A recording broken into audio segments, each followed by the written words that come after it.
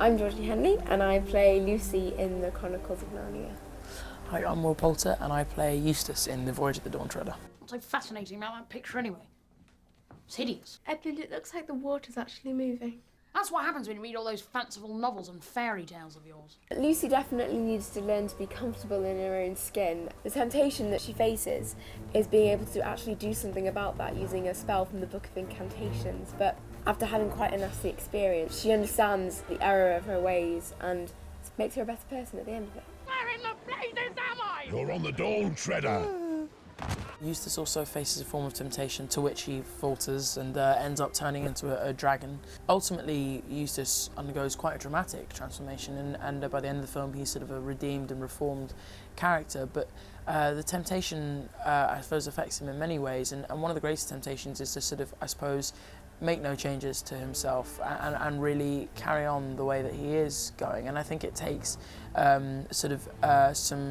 a great deal of self-reflection, which is really encouraged by Reepicheep, who almost acts as a mentor to him. No one touches the tail. Period! Exclamation mark. Sorry. Now, I will have the orange, then I will have satisfaction.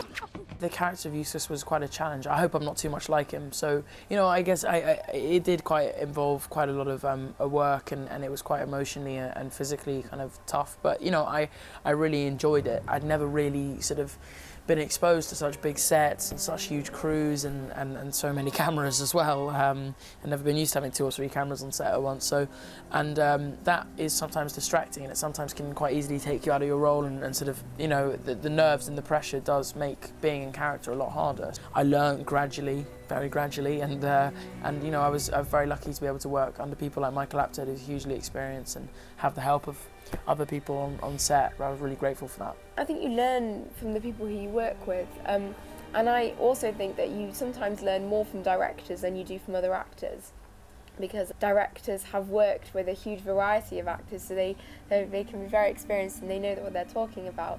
It was a very different experience working with Michael. He's definitely an actor's director. What he was really best at was shooting the film out of chronological order. It meant that he would give us a kind of 10-minute talk every time that we did move on to a new sequence about what our character's just done, what they're about to do, the psyche of the character, and really think very deeply about finding your character in the film. So like really understanding that, you know, oh well, you've just done the end of the film but we're back to the beginning, so this is just what's happened. So it was very, very, very useful.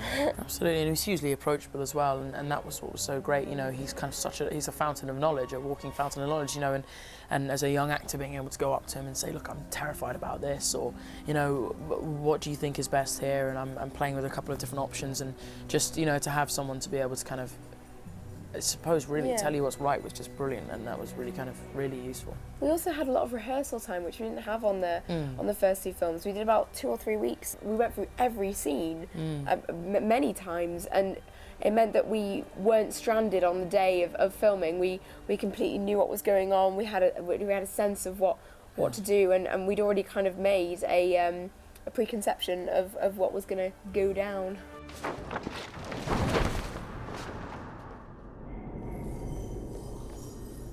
Quite beautiful. You know, one of the best things about being the most inexperienced person on set is I could only learn from people. No, but seriously, at all.